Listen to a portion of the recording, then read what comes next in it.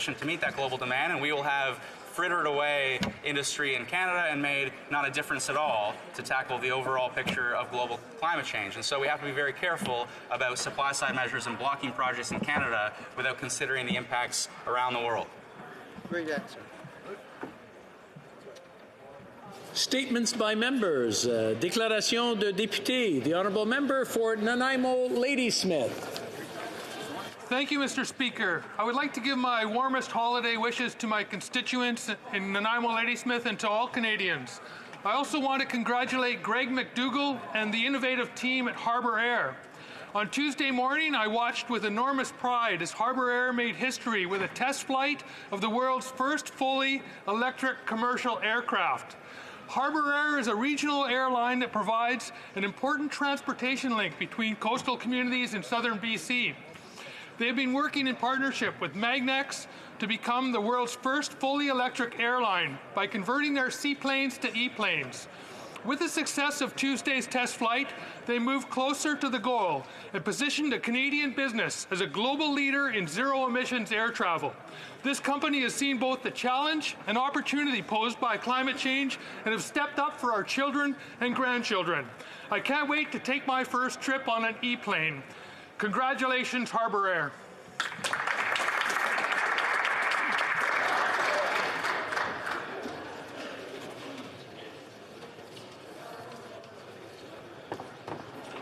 Are the is okay? I just want to double check. Everyone can hear me? Tout le monde peut m'entendre? Okay, the honourable member for Surrey Newton. Speaker, I rise today to thank the residents of Surrey Newton for once again placing their trust in me. I'm truly humbled by this support and will continue to remain highly accessible, and more importantly, I will always put their voices ahead of all other considerations. With that in mind, I would like to acknowledge the youth-led volunteer organization Sings Doing Things on the 4th annual Food and Toy Drive. This past Sunday, over 225 volunteers came together to support the Surrey Food Bank in their single largest collection effort of 2019. Over 60,000 pounds of food was collected through the generous donation from the community. I want to give a special thanks to the donors, organizers, and volunteers of Sings Doing Things for all their hard work in helping the less fortunate. Bravo. Honourable member for Brandon Souris. I rise to proudly pay tribute to a great Canadian business icon, Mr. Don Penny, upon his recent passing. Don's legacy is acknowledged across the country as he was a founding partner of the accounting company Myers Norris Penny, now known as MNP.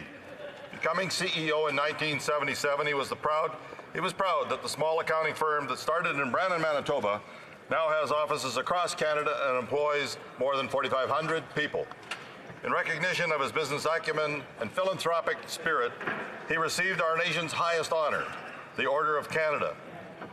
But Don never forgot his roots. Whether he was in Brandon, Clear Lake, or Bay Street, he was always the same kind and generous man, helping everyone he knew. I offer sincere condolences to his wife Sandra, son Darren, daughter Leanne, stepdaughters Rhonda and Carla, and 5 grandchildren. Canada, and particularly Western Manitoba, has lost a great leader, visionary, and philanthropist in Mr. Don Penny. May he rest in eternal peace. The honourable member for Saint Laurent. Mr. Speaker, I rise in the House today to thank the people of Saint Laurent from the bottom of my heart, who yet again have put their trust in me by electing me. Opportunity to thank all of my volunteers who donated of their time and money to make it possible for me to return to this place to represent the community and the riding that I love so much once again. With the holidays quickly approaching, I'd like to take this opportunity to wish everyone a very happy and healthy holiday season. Whether you're celebrating Christmas, Hanukkah, or Kwanzaa, I hope that this is a time of joy, peace, prosperity, and lots of quality time with your family and loved ones. Je vous souhaite à toutes et à tous. I wish you all a very happy holiday and a good year. The honourable member for Montcalm. Mr. Speaker, I believe that being able to die in serenity and peace without suffering is something that we all hope for, is it not? Gloria Taylor, Kay Carter, Jean Trochon, Nicole Gladieux have this message: my death, like my life, belongs to me. Our right to make our own choices as set out in the law through the principle or the right to self-determination and its corollary, free and informed consent, is never in doubt throughout our lives, even during emergencies. So why then would it be otherwise for people who are facing unbearable suffering or an incurable and irreversible illness or affliction? Why should it be otherwise for mentally sound individuals who are not depressed or suicidal, and who wish to show their desire to live their life to the fullest until they reach their threshold of what is tolerable? Colleagues, let us make medically assisted dying a priority for this Parliament without partisanship. The Bloc will cooperate. We have the duty to move forward together. The honourable member for Scarborough Agincourt. Speaker, from the neighbourhoods of Wishingwell, Bamberg Circle, Lamoureux Steeles, and Glendower, I want to thank the people of Scarborough Agincourt for the honour of representing them once again. Shepherd Village is Toronto's largest not-for-profit seniors community and has been in my riding since 1961. They are an active community and just recently had their milestone birthday party celebration, celebrating residents turning 95 years old and up. You really do have to be 95 years up to be part of this group. Congratulations to Olive Meyer, who will be celebrating her 108th birthday soon. Wow. Seniors are important, and that is why we look forward to providing an increase to their OAS by 10% for those 75 years and up, and a 25% increase to the Canada Pension Plan survivor benefits for widows and widowers. Thank you. Honourable member for Tobic-Mactaquac. Merci, Mr. President. Today I rise to thank the good people of Tobic-Mactaquac who elected me to be their voice here in Ottawa. I also want to thank my family, especially my beautiful wife, Crystal, and our 3 children, Veda, Walker, and Mariah, for being there to support me. During the campaign, my father's lunch bucket became a very important symbol to me. My father is 68 years old and still works at the pulp mill in Nakawik. It's because of people like my father and mother who work in our factories, wait on our tables, as well as the farmers who grow our food and those who develop our natural resources, as well as those who truck and ship our goods, that I am here today. They are the ones who are so often overlooked, ignored, and increasingly looked down upon. Mr. Speaker, on this side of the House, those who've been forgotten and feel disconnected from the decisions being made here will always have a voice. They will be heard. They will have their rights and livelihoods defended until we make it onto that side of the House and bring about the changes they are desperately longing for. On this side of the House and in this seat, we will remember those who carry the buckets. Merci. The honourable member for Etobicoke North. Today to celebrate the life of an extraordinary human being, Gordon Bean, a tremendous public servant for 30 years and someone with whom I had the privilege to serve. Gord left us far too soon, but not before teaching those whose lives he touched what it means to love, serve, and be a friend. Gord lit up every room he entered and was the friend that everyone only dreamed of having. He was the most selfless person I ever met. Even during the last 2 months, there was never a thought for himself, only worries about those whom he would leave behind. Gord lived his life to make life better for others, and he did. To Gord's devoted life partner, Craig Richardson, Gord's father, siblings and their families, Shelley Dewar and her family, thank you for sharing him. Let's all take time to be kind and do something for a friend or stranger to honor Gordon Bean.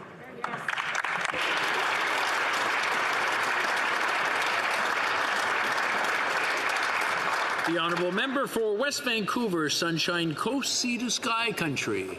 Merci. Thank you, Mr. Speaker. Our communities play a key role in protecting our environment and fighting climate change. To commend the District of Squamish for taking a leadership role in the climate emergency by supporting the national and constitutional price on carbon that our government has introduced. And this is through its participation as an intervener in the Supreme Court of Canada. It is with great pleasure that I was able to participate in the submission of the application to have Howe Sound recognized as a UNESCO Biosphere Reserve last week. First Nations, governments, NGOs, and citizens have come together to pursue a common goal of a healthy and thriving Howe Sound And I'm grateful for the ongoing leadership of Ruth Simons and Joyce Williams, and I wish to congratulate the hard work of the community to date in restoring this important ecosystem. J'ai hâte de collaborer. I am eager to work with my colleagues on these issues, and I'm convinced that by working together, we can achieve great things. Very nice. The honourable member for Barrie-Innisfil. Mr. Speaker, the residents and businesses of Barrie-Innisfil have always come to the aid of families, seniors, and the vulnerable in our community at Christmas. This year has been no different. Once again, the South Simcoe Police Service have had another successful Stuff the Command Center toy drive. With food bank use increasing, Pastor Howard and Beulah Courtney of the Innisfil Food Bank are doing whatever they can to help families have a magical Christmas dinner, and close to 5,000 pounds of food was recently delivered to the Barrie Food Bank by Barrie Ford, Barrie Chrysler, and 400 Chrysler. But this year has been challenging for a couple of Christmas campaigns. Barrie and District Christmas Cheer, which helps 1,700 families, is a far cry from its $250,000 target, and the annual Salvation Army Kettle Drive is also struggling to meet its fundraising goals this season. I know the residents of Barrie-Innisfil will come through. To everyone working to help those less fortunate, thank you for showing us what Christmas is about. And from my family to yours, a very Merry Christmas, a happy, healthy, and prosperous New Year. The honourable member for Orleans. Mr. Speaker. Opportunity to thank the residents of Orléans for giving me their trust on October 21st. Je suis honorée. I am honoured to represent them here in this House. November 30th, I had the pleasure of participating in this year's annual Santa's Parade of Lights for the first time as a Member of Parliament for Orléans. Le défilé de lumière.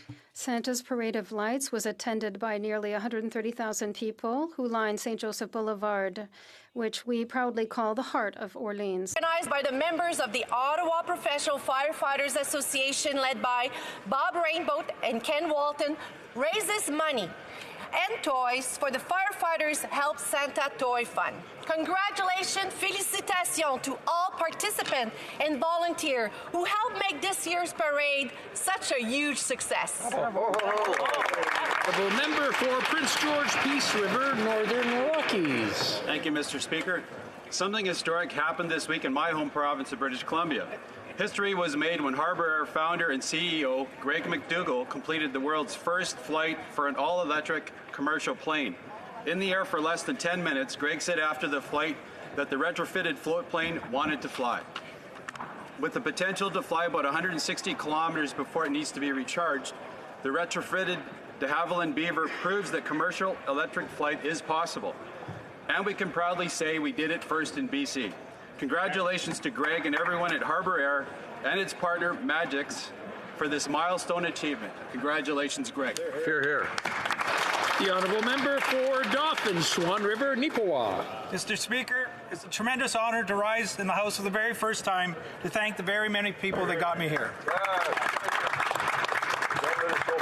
Firstly, thank you to the constituents of Dauphin, Swan River, Neepawa for placing their trust in me. It is a privilege to take this seat to represent you, and I will never forget who I'm working for. Thank you to my family, to my kids, Hannah and Mike, and especially to my wife, Lee, for the dedication and for the support. As a farmer and an eternal optimist, I hope to achieve real results in this Parliament. I pledge to stand up for our farmers and the communities they support, to constantly advocate for the residents of my riding, and defend the rural way of life. It is to what the constituents deserve. Thank you, Mr. Speaker. Member for Edmonton, Strathcona.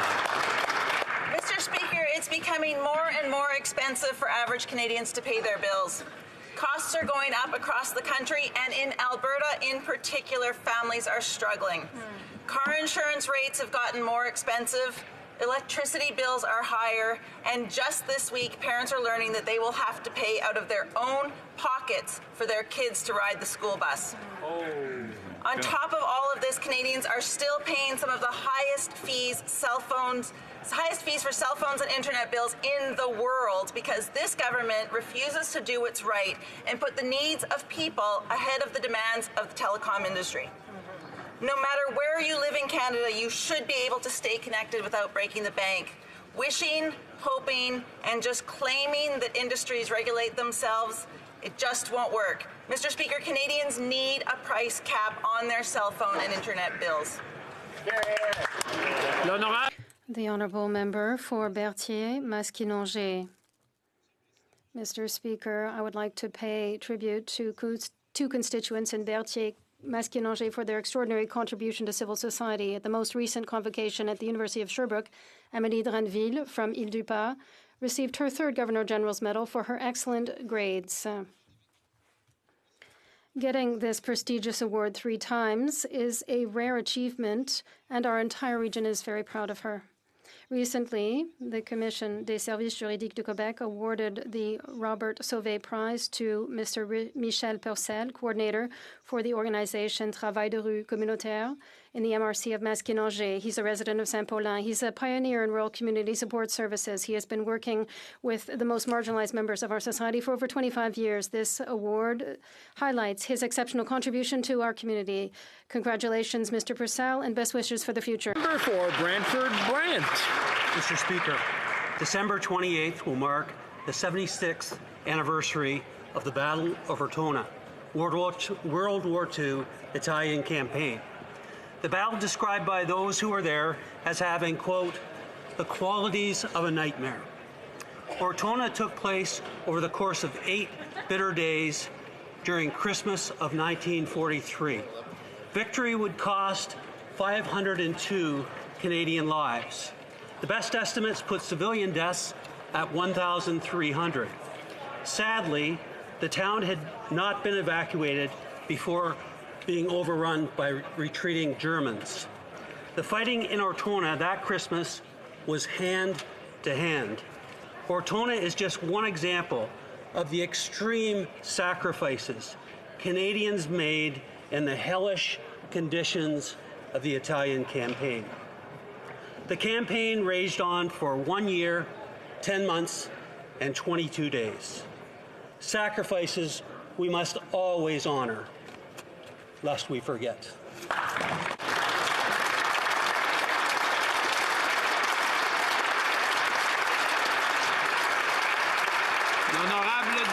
The Honourable Member for Montreal. Thank you, Mr. Speaker. 'Twas the last seating week before Christmas. And who knew that Cuzner's Christmas poem tradition would be assumed by a Jew?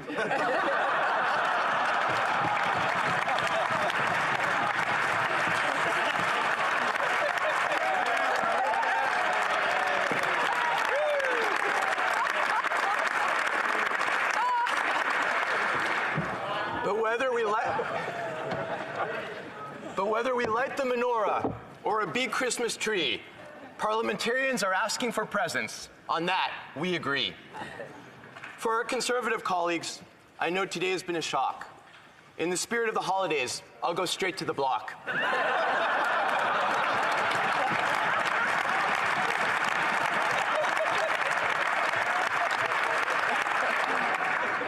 And for the block leader, flushed with success, for Mr. Claus, he had but one request. When flying over Quebec, please remove that red suit. It's a religious symbol, and ugly to boot.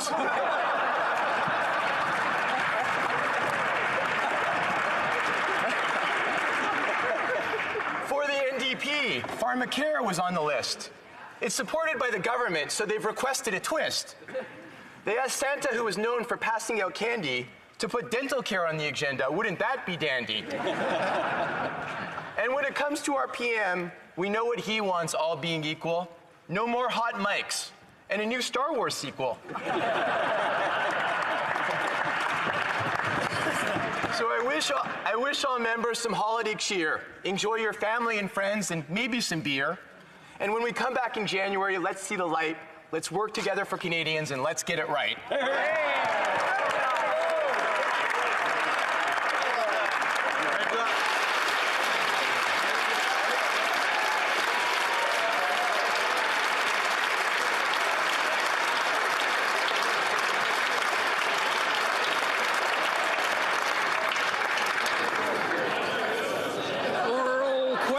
Question orale. The Honourable Leader of the Opposition.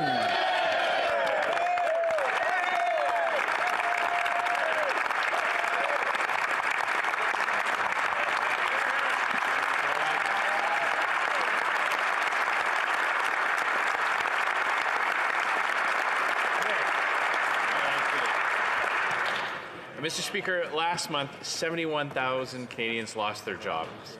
Now, this is shocking when you compare it to the 266,000 jobs created in the same month in the U.S. Broken down by sector, the story gets even worse. Natural resource jobs in Canada decreased by 3%, while they grew by 15% in America.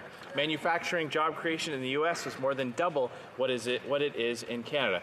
Will the Prime Minister admit that he is creating the conditions for a made-in-Canada recession? The Honourable Minister of Finance. Mr. Speaker, first let me start by recognizing the honourable member's service to this House and to his party, and hope that he has many more years doing that.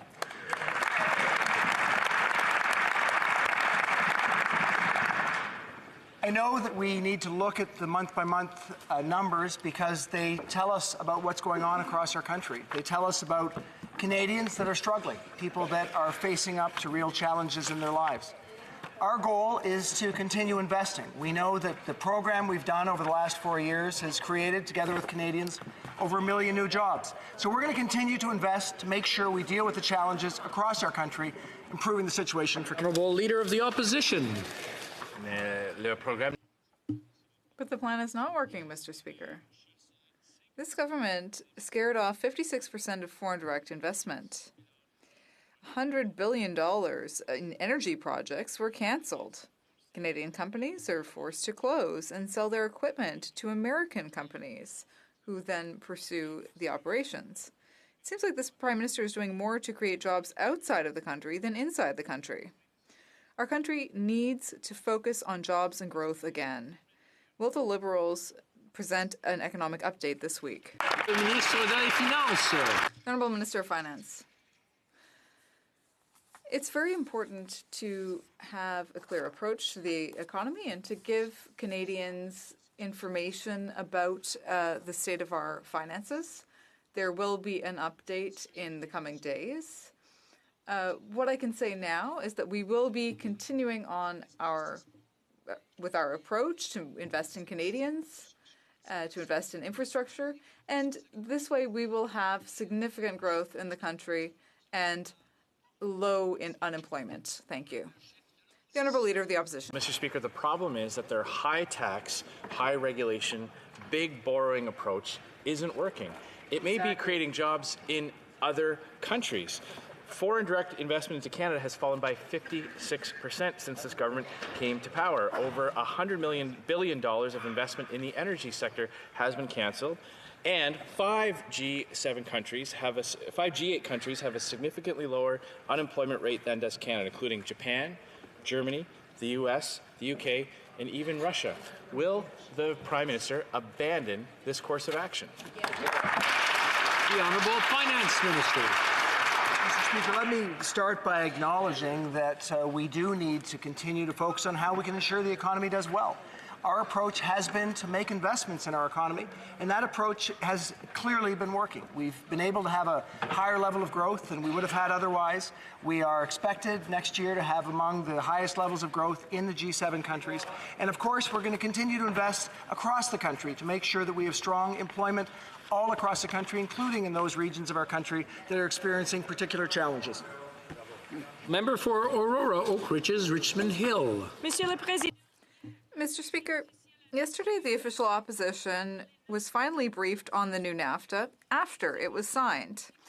And we still have a lot of questions, more questions than answers. We have a lot of concerns about the aluminum, automotive, and agricultural sectors.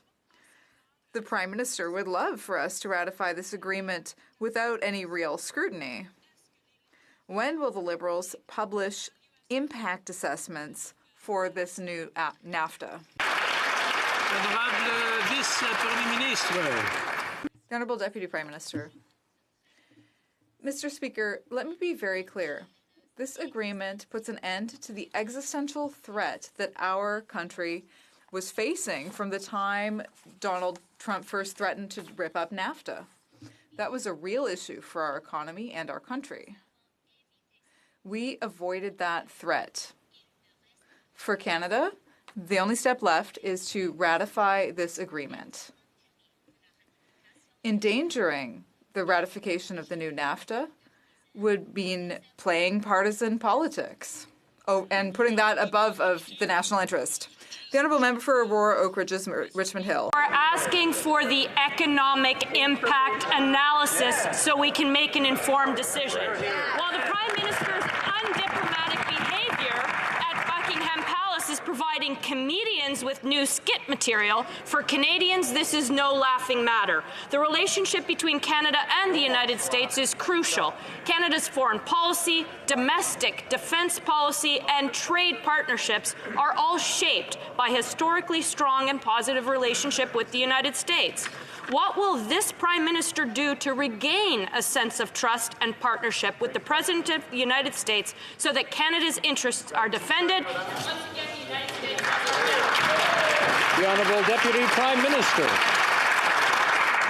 Mr. Speaker, I'll tell you what our Prime Minister will do and what he is already doing, and that is get a modernized trade deal with the United States, our neighbor and most important partner, ratified. And I must say, we are in a minority parliament. We are aware of that. And so this is a responsibility, and let me say it is a grave historical responsibility of every member of this House. The Honourable Member for Belleuil-Chambly. Thank you, Mr. Speaker. Steel is protected, but aluminum is not. Aluminum is made in Quebec and steel in Ontario. Once again, Ontario put the interests, or rather sacrificed the interests of Quebec over the interests of the rest of Canada. Aluminum workers were abandoned, just like dairy farmers before them, just like cheese farmers, just like Rona's employees, forestry workers, and people who work in our shipyards in Quebec. It seems clear that the government is not protecting the workers of Quebec. Will they provide such a commitment? The Honourable Deputy Prime Minister. Mr. Speaker, our government is determined to defend aluminum workers and the aluminum industry. We fought to have American tariffs on aluminum lifted completely. Only Canada and Mexico were able to do that. When the new NAFTA is ratified, we will have a guarantee of 70% of North American aluminum in North American built cars. Previously, that was 0%. We need to get this deal ratified. The Honourable Member for Belleuil-Chambly. It seems that only the government believes that, Mr. Speaker. Economic nationalism serves Quebecers and Quebec workers well, but the government is sacrificing that to the interests of the rest of Canada. The Prime Minister won't stop repeating that he's protecting aluminum workers. Well, it's true that he protected those who are in China, India, and Russia. Does the Prime Minister realize that he is inviting aluminum plants to give up their investments in Quebec and move their investments to Asia so that the aluminum made there will then be imported back into Quebec? The Honourable Deputy Prime Minister. Mr. Speaker, it's very important. This is a very important moment for the House. And it's important to talk about facts and reality. The reality is that this modernized agreement will provide benefits to the aluminum sector. It will provide gains to Quebec and to all Canadians. This is no time for partisanship. This is a time to defend the national interest. The Honourable Member for Burnaby South. Mr. Speaker, yesterday all parliamentarians agreed that the government needs to accept the court ruling on discrimination against Indigenous children. This means that the government needs to respect that ruling, stop taking children and their families to court, and the government needs to ensure that children and their families don't end up before the courts or in the justice system. So my question is, will the Prime Minister now stop taking Indigenous children to court. The Honourable Minister for Indigenous Affairs. We need to compensate Indigenous children who suffer discrimination due to former government policies. We're looking for a fair and comprehensive policy. That's why I asked my Assistant Deputy Minister to speak to stakeholders and to try to find the best solution possible to deal with all children affected. Our goal is to reform the child welfare system, and this work is ongoing. The Honourable Member for Burnaby South. Mr. Speaker, that's not good enough. Indigenous kids and their families have sent a clear message. Stop taking us to court and stop discriminating against us. It's pretty simple. And the thing is, Mr. Speaker, the tribunal decision didn't just say that the government discriminated Indigenous kids. They said it was willful, it was reckless. And the result is kids are dying. So the question is very simple. The whole House agreed to follow the tribunal's decision. Will this government respect basic human rights and stop taking Indigenous kids to court? Hear, hear. The Honourable Minister for Indigenous Services. Again, today, Mr. Speaker, we are in full compliance with all of the CHRT's orders to address all the overrepresentation of First Nations children in care. We've almost doubled funding to Child and Family Services, with over 483,000 Jordan Principles requests that have been approved, and we agree that the most recent orders for compensation for First Nation children harmed by government policies must be respected. What the CHRT has asked parties to do is to sit down and work out what exactly the compensation will look like. That's right. And that's exactly what we're doing, Mr. Speaker. Honourable Member for Durham. Mr. Speaker, the Deputy Prime Minister is very well known for her support for the international rules-based order. In fact, she once told this House that it was absolutely essential for Canada's interest to make sure we stand up for a rules-based order. Does the Deputy Prime Minister still believe it's essential for Canada to stand up for an international rule of law-based order in all our trade agreements, including NAFTA? The Honourable Deputy Prime Minister. Mr. Speaker, let me give you a few of the reasons why the new NAFTA is a much better agreement for supporting the rules-based international order than the agreement it will replace. One is that in the new NAFTA, we have a much stronger state-to-state dispute settlement mechanism, formerly Chapter 20, now Chapter 31. Second, we have gotten rid of ISDS, which is inappropriate in our trade relationship with the United States. And third, we have maintained Chapter 19. Honourable Member for Durham. Mr. Speaker, the international rules-based order is more than just a slogan, Mr. Speaker. This modernization of NAFTA, and particularly as it comes to aluminum, should ensure that the three partners in NAFTA adhere to the highest rules, ensure that there is no transshipment allowing foreign aluminum into our country, and to make sure that the rules of origin for steel can be applied to aluminum to make sure that our world-class sector is successful. Was the minister successful in all the aluminum rule of origin objectives in the negotiation? The Honourable Deputy Prime Minister. Mr. Speaker, with regards to aluminum, let me tell you what our government has been successful in doing. First of all, we have been successful in getting the 232 tariffs on aluminum lifted. This is no small thing, and let's be clear, Canada is today the only major aluminum producer with tariff-free access to the U.S. market. Second, in the new NAFTA, which will come into force with support from my friends across the aisle very soon, I trust, the aluminum sector will benefit from an additional 70% content requirement. The Honourable Member for Chicoutimi-Le-Fjord. Mr. Speaker, Sylvain Melte from the Steelworkers Union is here today expressing his concerns about the aluminum sector and the fact that it's not further protected. The government was so eager to get a deal, it failed to defend or respect the cleanest aluminum sector on the planet. I remember when the Prime Minister came to my riding and said swore up and down that he would fight to defend aluminum workers. What does he intend to do to protect our market and help export more aluminum from Saguenay? The Honourable Deputy Prime Minister. Mr. Speaker, today I also met with the Metal Workers Union, and I have visited their factories twice. We talked about the aluminum sector in Quebec. It was a constructive conversation, as all of my conversations with our aluminum unions have been. As workers know, we are committed to defending their sector and the workers. For Oshawa.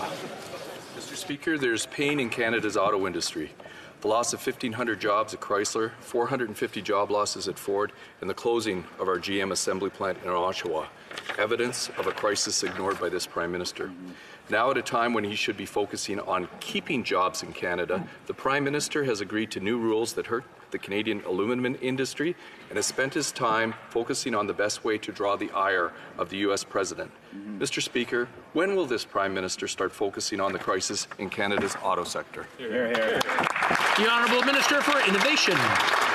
Mr. Speaker, we've always supported the auto workers in the auto sector. It's investments by this government of $440 million that's leveraged over $6 billion of investments in the automotive sector since 2015. And in the first 3 years of our mandate, we've seen the creation of 10,000 new jobs in the automotive sector because we turned the corner, as opposed to the Conservative government. In their first 3 years, they lost 20,000 jobs before the recession even hit.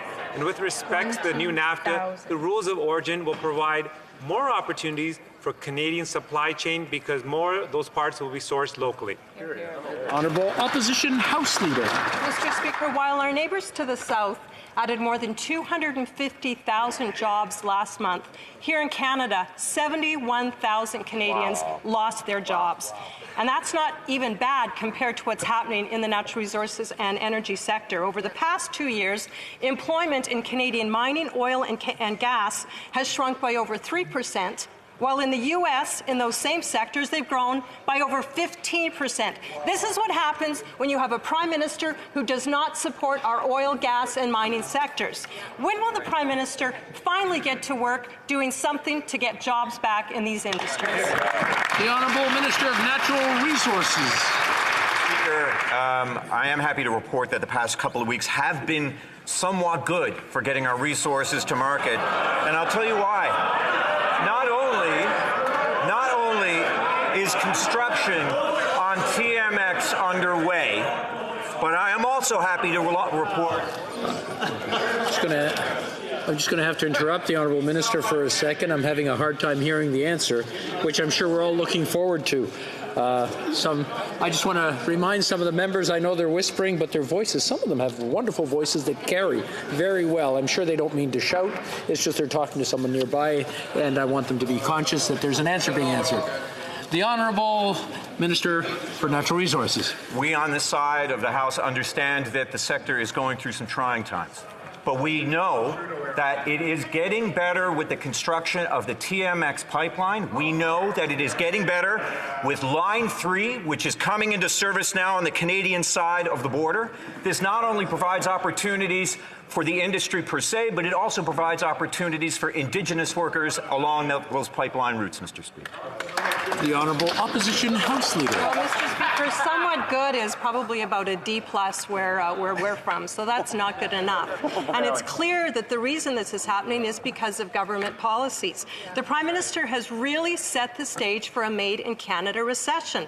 And what's disturbing is that the Liberals don't seem to recognize this, and their somewhat good attitude is not good enough. So when will this government recognize that there is a part of this country that is literally in a crisis? Families are being destroyed, hundreds of thousands of jobs are being lost. Somewhat good is not good enough.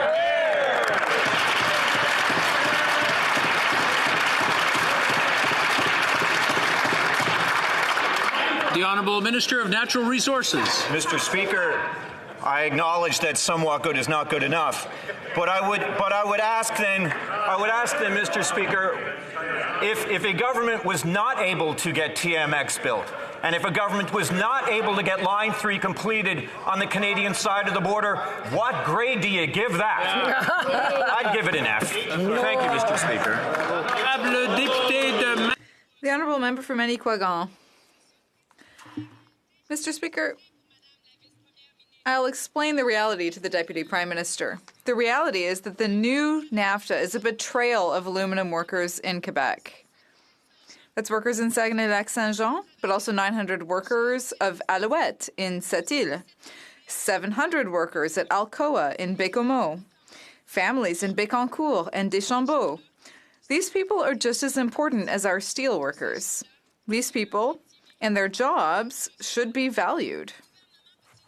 Can the government explain why it thinks steel workers are worth more than aluminum workers in Quebec? The Honourable Deputy Prime Minister. What I will explain is that the new NAFTA is excellent for all Canadian workers, including aluminum workers. Jean Simard, the president of the Canadian Aluminum Association, even said that the new NAFTA is the right path to follow. These are aluminum workers saying this. Endangering the ratification of the new NAFTA would be putting partisan politics above the national interest. That's not what we're doing in our government. The Honourable Member for Avignon-La-Métis-Matane-Matapédia. Mr. Speaker, the government claims that Quebec's interests and climate change are its priorities. When the Bloc moved to add respecting Quebec's environmental laws to the throne speech, something that was explicitly requested by the Quebec government during the election campaign, well, both the Liberals and Conservatives voted against that. And yet, Mr. Speaker, when it comes to the fight against climate change, it's essential to ensure that we have the most stringent environmental laws possible. Why is the government refusing to support both Quebec and the environment? The Honourable Minister of Transport. We are working constructively with all the provinces of Canada. And I can tell you that, for example, in transport, often environmental issues come up that have both a federal component and a provincial component. For example, in the case of the Lac Mégantic rail detour, there are both provincial and federal considerations, and we respect that. The Honourable Member for Saint-Jean. Mr. Speaker, the government says it understands the message that Quebec sent during the elections. The Conservatives, meanwhile, say that they want to defend Quebec's jurisdiction. But both of them voted against adding Quebec priorities to the throne speech. They voted against respecting Quebec's environment laws, against protecting supply management, against increasing health transfers. Mr. Speaker, how can the government justify this decision when it voted against Quebec's interests once again? The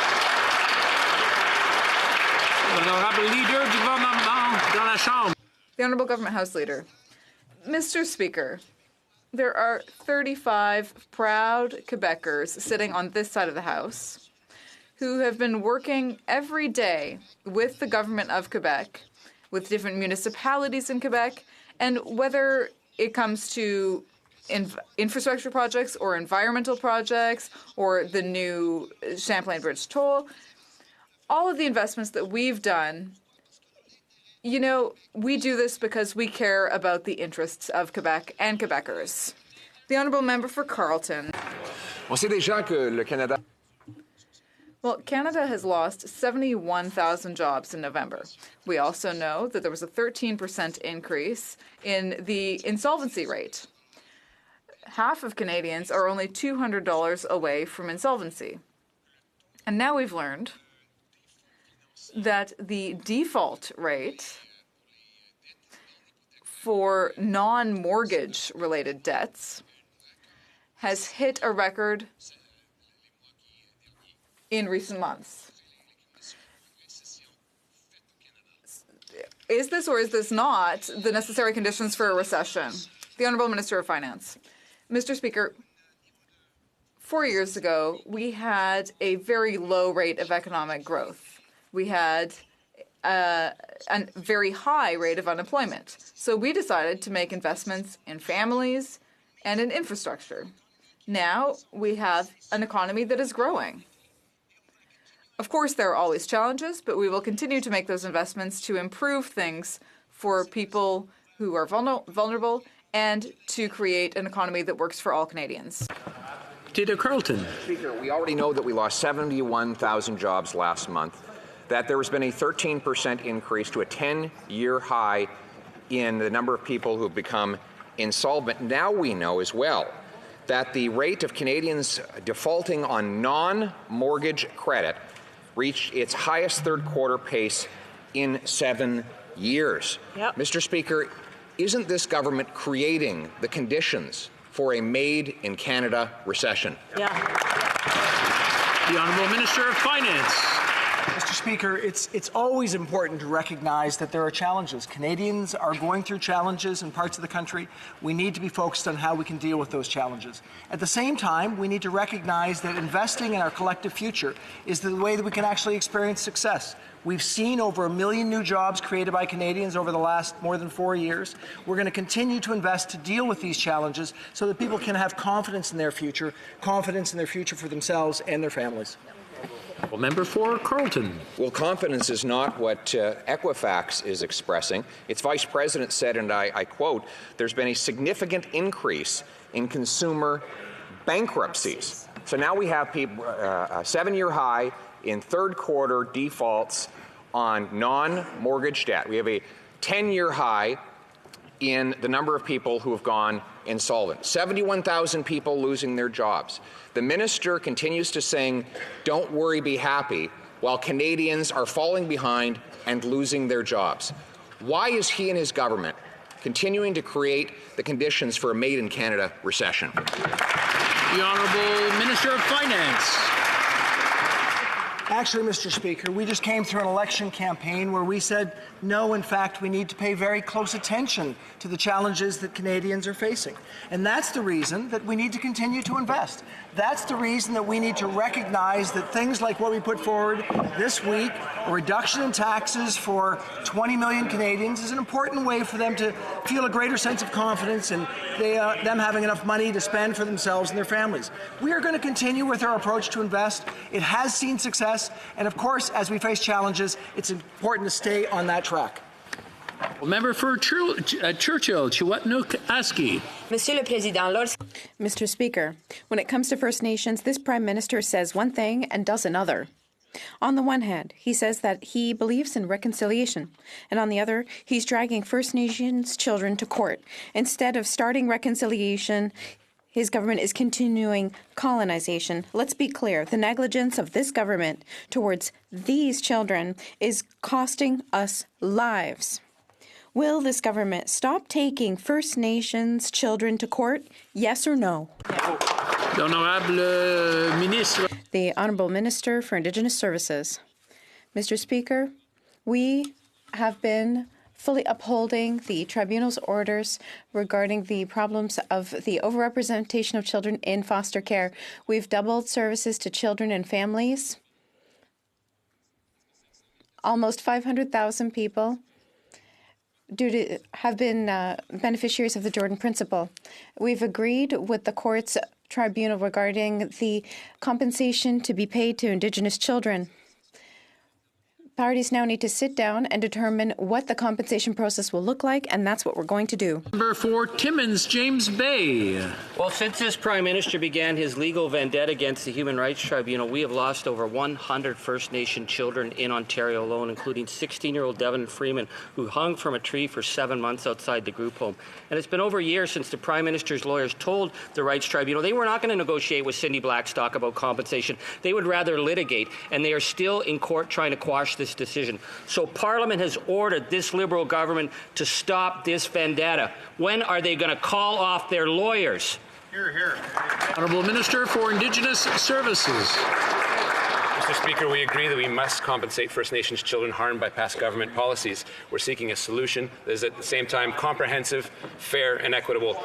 And that's why I've instructed my Assistant Deputy Minister to work with those involved with the CHRT and those involved in the Mashum class action to develop the best possible method that includes all affected children. Nothing about our commitment to implement other orders about this from the CHRT or reforming child and family services for that matter changes. This work will continue. The honourable member for Sydney, Victoria. This is my first time rising in this House.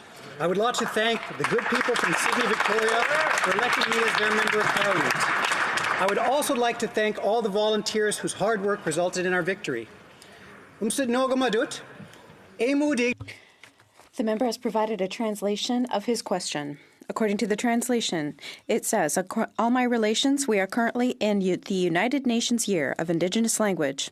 And while I understand legislation has been created to ensure protection of languages, my question for the Minister of Indigenous Services Canada is how do we plan on implementing the Language Act so that future generations of Indigenous peoples are given the resources to ensure they can continue to speak the language proudly? The Honourable Minister of Indigenous Services.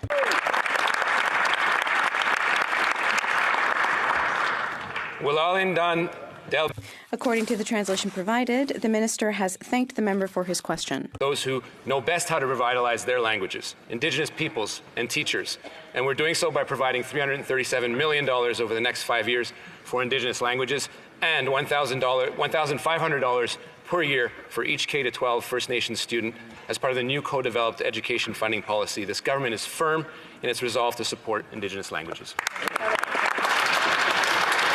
L'honorable député de Montmagny-Lislet, Kamouraska, Rivière-du-Loup. Mr. Speaker, although 35 of their MPs were elected in Quebec, the Liberals haven't responded to any of Quebec's demands in the throne speech. No single tax return, no commitment for the third link in Quebec's regions, nor any will to grant more autonomy with the immigration system. One wonders what kind of agreement the government concluded with the Bloc for it to support the throne speech so quickly. The Honourable Minister of Transportation. Thank you, Mr. Speaker. There were no discussions in the hallways. The throne speech, as you know, is a document that talks about the broad themes that this government wants to implement. The details will come, the projects will come, and at that time, the opposition may judge us. The Honourable Member for Lévis-Lobinière.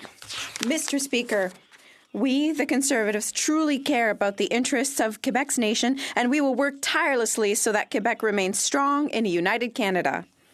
Mr. Speaker, in the Bloc Québécois' eagerness to support the Liberals' throne speech, 3 of Quebec's demands were forgotten. A single income tax return, more autonomy for immigration, a third link between Lévis and Quebec.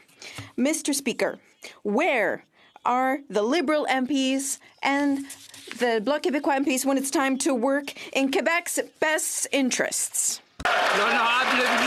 The Honourable Minister of Transportation. We're here. There's 35. We're going to work for the interest of Quebec, and all I can say, Mr. Speaker, is that I hope the opposition will work with us for Quebec's interests and for Canada's interests. The honourable member for Yellowhead. Mr. Speaker, premiers are united behind promoting our natural resources in a responsible manner. The export of more liquefied natural gas by Canadian producers will lower global emissions and create good, high-paying jobs. With 71,200 jobs lost last month, this could not come at a more important time. Mr. Speaker, will the Environment Minister commit to uniting Canadian amending the Bill C-69 to allow for the construction of more LNG facilities? The Honourable Minister of Natural Resources. Mr. Speaker, just to remind you, LNG Canada represents the single largest private sector investment in Canadian history. It's a $40 billion investment that is going to create 10,000 jobs at the height of construction and hundreds of millions of dollars in construction contracts for Indigenous businesses, all while having the lowest carbon intensity of any large-scale LNG facility in the world and helping to reduce coal plant emissions in Asian markets. Thank you, Mr. Speaker. The Honourable Member for Langley, Aldergrove. Mr. Speaker, my home province of BC can contribute in a very significant way to the fight against global climate change by providing clean LNG to Canada and the rest of the world, yet this industry is suffering under excessive restrictions and investors are losing confidence. Western Canada needs changes to Bill C-69, the No More Pipelines bill, so that the industry can be fully developed. When will the government make the necessary amendments to C-69? Here. Good question. The Honourable Minister of Natural Resources. Canada is well positioned to become a major player in the global LNG industry. We are taking action to be the world's cleanest producer of LNG. Projects like LNG Canada are creating jobs for Canadians, opportunities for Indigenous businesses. We were doing so well. I just want to remind everyone that when someone answers a question, like whether they ask a question, we all want to hear what that is. So I'll let the minister finish his answer, and hopefully we'll be able to hear it. The Honourable Minister of Natural Resources. They're at COP in Madrid right now, and they're working hard to ensure that we get this right for the environment and for the economy. Thank you very much, Mr. Speaker. Député de Montarville. Yesterday, Mr. Speaker, Raif Badawi started a new hunger strike. Another hunger strike to call the world's attention to his unfair imprisonment in Saudi Arabia. Another hunger strike to draw Canada's attention, which has left him to languish in prison for 7 years. Another hunger strike, which is going to further accentuate the worries of his wife, Ensaf Haidar, and their children. Her spouse, their children, they miss him. What is it going to take for this government to act to free Raif Badawi? The Honourable Parliamentary Secretary. Thank you, Mr. Speaker. The protection of human rights, including the right to freedom of expression, conscience, and religion or belief, are an integral part of Canada's foreign policy. We remain extremely concerned by Raif Badawi's case. Highest levels, we have repeatedly called for clemency to be granted. We will stand with Mr. Badawi. We will stand with people facing human rights atrocities around the world. The Honourable Member for Montarville. Mr. Speaker, it is no longer time for rhetoric. It's scandalous that after 7 years, Raif Badawi is still languishing in prison without having committed a single crime. If the government can sit down and work with Saudi Arabia at the G20, if it can sit down with Saudi Arabia to do business, including to sell it weapons, it can certainly sit down with Saudi Arabia and demand that Raif Badawi be freed. What real actions does the government plan to take to finally have him freed? The Honourable Parliamentary Secretary. Thank you, Mr. Speaker. Let me assure you and all members of this House that our hearts go out to Mr. Badawi and his family. The Prime Minister has spoken directly to the Saudi Crown Prince and to the King of Saudi Arabia about this particular case. We've raised the case directly to the Saudi Minister of Foreign Affairs. Our goal is not to grandstand, is to work persistently, calmly, and patiently to have Mr. Badawi reunited with his family. The Honourable Member for Bruce Grey, Owen Sound. Mr. Speaker, as this is my first time asking a question in the House, I'd be remiss if I didn't first thank the constituents of Bruce Grey, Owen Sound, for giving me the pleasure of continuing to serve Canadians and serve them. I was very disappointed last week while listening to the throne speech to hear very little mention of rural Canada and our critical and diverse agricultural sector. That's right. Ontario farmers are suffering from a lack of processing capacity and their inability to sell fed cattle to the United States. The government missed a critical deadline to apply to the World Organization for Animal Health for negligible risk status. Why? Good question. The Honourable Minister of Agriculture. Thank you, Mr. Speaker. We understand that the closure of a meat processing plant in Ontario has significant impact on our cattle producers, but we cannot compromise on food safety. Our government is working with the industry and with the province of Ontario to find short-term alternatives and to see how the meat processing capacity can be increased. Member for Battle River, Crowfoot.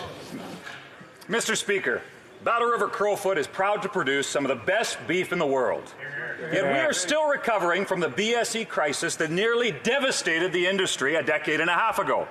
However, on this road to recovery, it was dealt a significant setback when the Liberals missed a simple deadline to apply to the World Organization for Animal Health for a negligible risk status. Alberta ranchers are suffering due to this Liberal mistake. Can the Minister of Agriculture please explain to the Canadian beef industry simply why this deadline was missed? The Honourable Minister of Agriculture. Thank you, Mr. Speaker. Our government will always stand up for ranchers and farmers. We know how important it is for the beef sector to be granted negligible BSE risk status. The Canadian Food Inspection Agency is working with the beef sector to develop a strong submission to the World Organization for Animal Health for spring 2020. Thank you, Mr. Speaker. Honourable Member for Chatham-Kent Leamington. Mr. Speaker, as this is my first opportunity to rise in this House, I would like to thank the residents of Chatham-Kent Leamington for the opportunity to serve. Mr. Speaker, the Liberal failure to apply for the negligible risk status with the World Organization for Animal Health last July was a shocking sign of incompetence. Because of this ridiculous misstep, Canadian fed cattle cannot be sold into the U.S. market. Why then did the Prime Minister reappoint the same agricultural minister after she missed an application deadline that is costing our Canadian farmers dearly? The Honourable Minister for Agriculture. Thank you, Mr. Speaker. Our government will always stand with our ranchers and farmers. We know how important it is for the beef sector to be granted negligible BSE risk status. The Canadian Food Inspection Agency is working with the beef sector to develop a strong submission to the World Organization of Animal Health for spring 2020. Thank you, Mr. Speaker. I just want to remind the honourable members, whether they're making a statement or whether they're shouting across the hall, certain words should not be said in Parliament. I'm sure that the honourable members don't want to be pointed out, but I just want to remind everyone there's certain words that are borderline and they are somewhat offensive. The honourable member for Whitby. Thank you, Mr. Speaker. As this is the first time for me to rise in this House, I want to thank the residents of Whitby for electing me. Mr. Speaker, this government's Canada Child Benefit is the most innovative social policy in a generation. It's put more money, tax-free, in the pockets of 9 out of 10 families, and it's helped lift nearly 300,000 children out of poverty. Could the Minister of Families tell the House how this government will build on the success of the CCB and continue to provide assistance to parents and children who need it most? The Honourable Minister. Mr. Speaker, I want to thank the Honourable Member from Whitby for the question, and I want to take an opportunity to really congratulate him for his election to this House. Our government introduced and increased the Canada Child Benefit precisely to help families meet the rising costs of raising children. That is why we also recognize that there is more work to do in this issue, and that is why we will be boosting the Canada Child Benefit by an additional 15% for kids under the age of 1. This will ensure that up to $1,000 more will go directly to families when they need it the most. The Honourable Member for Stormont Dundas, South Glengarry. Mr. Speaker, residents in Eastern Ontario have been waiting more than 6 months for an answer from the federal government on key infrastructure dollars. Back in July, several projects like the Morrisburg Streetscape project and the Kemptville County Road 43 widening were approved by the Ontario government. With no reply from this government, another construction season has been lost to get shovels in the ground. When will the federal government's dither and delay approach end so municipalities in rural Eastern Ontario can get these projects built?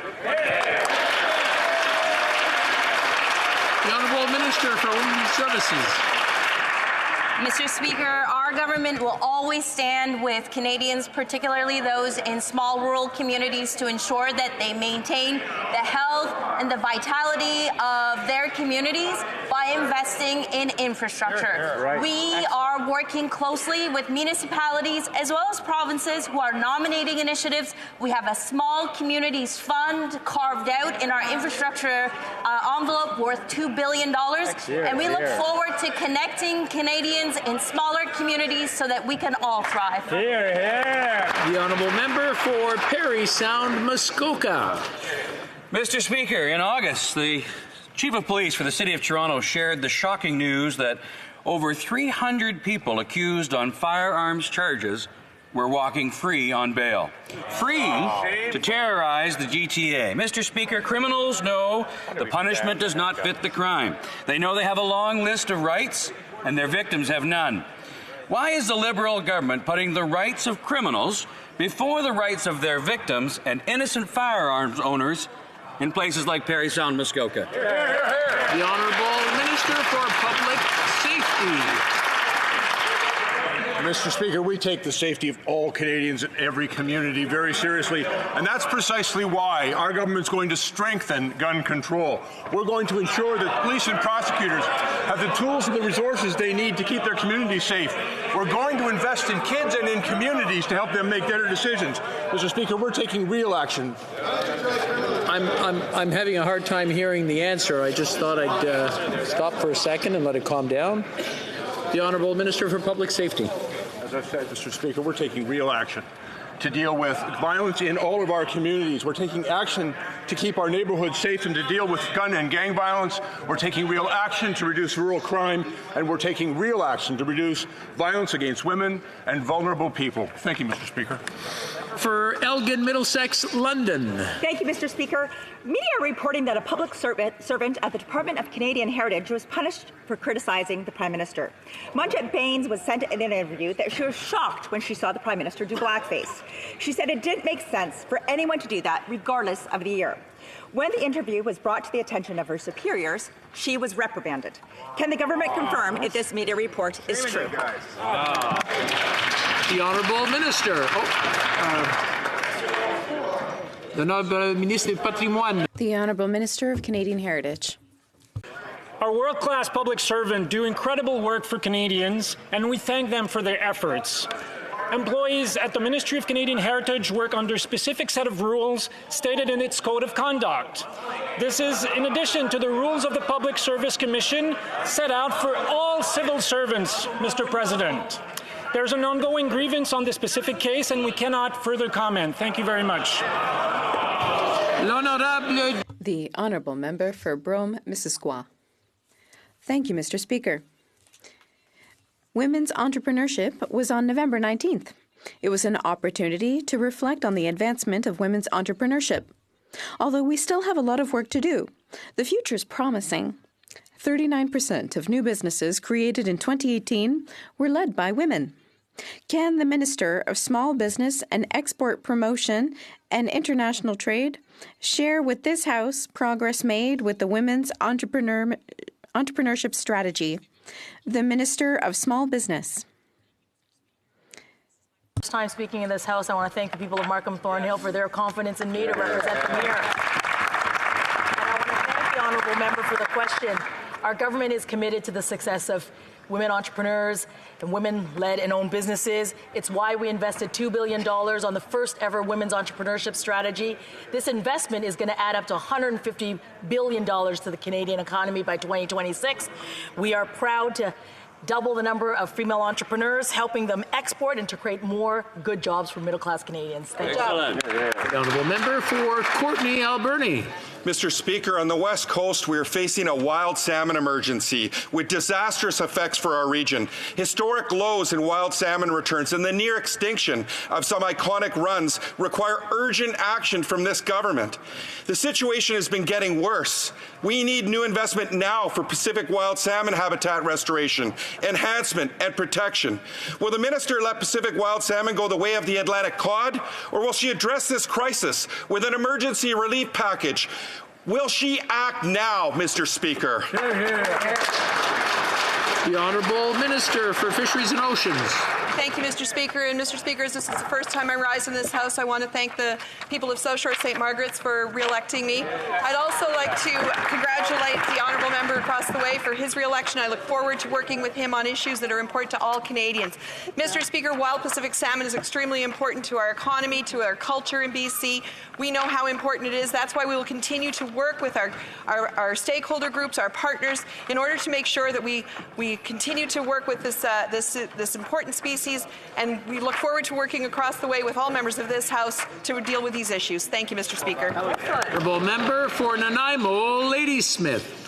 Thank you, Mr. Speaker. This government is considering approving the Tech Frontier mine in northern Alberta. It will become one of the largest oil sands mines in Canada and generate a massive increase in carbon emissions, destroying nearly 3,000 hectares of old-growth forest and 14,000 hectares of wetlands.